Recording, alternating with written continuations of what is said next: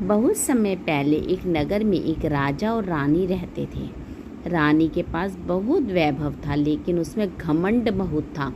एक दिन नगर में स्त्रियां लक्ष्मी व्रत कर रही थी। वे सभी हाथ में 16 गांठ वाला धागा बांधकर लक्ष्मी जी की पूजा कर रही थी।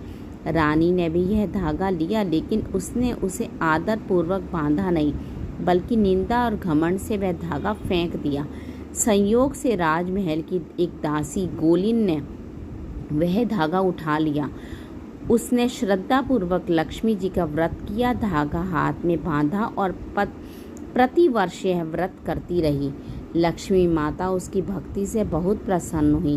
दासी के चेहरे पर अद्भुत तेज आ गया। राजा ने जब उसे देखा तो उसे ही रानी समझने लगा और उसके साथ रहने लगा। असली रानी का घमंड टूट गया। उसके शरीर पर कुष्ठ रोग हो गया, कोढ़ हो गया। राजमहल से निकाल दी गई रानी वन में भटकने लगी। अंततः वह एक साधु की कुटिया में रहने लगी। साधु ने उसे सेवा के बदले ठहरने की जगह दी।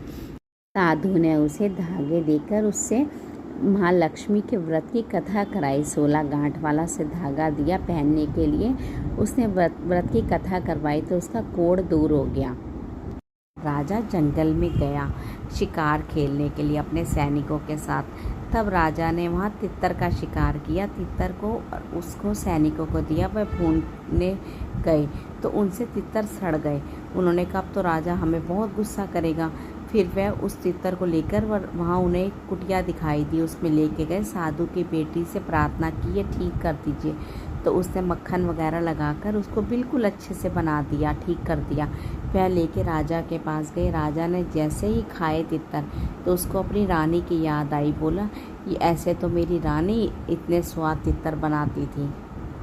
अब राजा साधु की कुटिया में गया तो उसने रानी को पहचान लिया। उसे दुखी अवस्था में देखकर बहुत दुखी हुआ और उसकी कहानी सुनी। रानी ने अपने घमंड और व्रत का अपमान करने का पश्चाताप किया। साधु की सलाह पर उसने भी लक्ष्मी व्रत करना शुरू किया। रानी ने मन से लक्ष्मी माता की प्रार्थना की। माता लक्ष्मी उसकी सच्ची श्रद्धा से प्रसन्न हुई। रानी का कुष्ठ रोग दूर हो गया और उसका तरह लौट आया।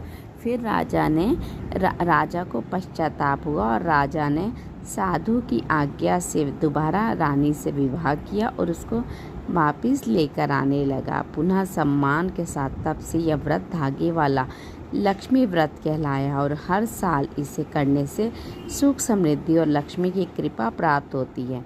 इस कथा से हमें घमंड छोड़कर श्रद्धा और भक्ति के साथ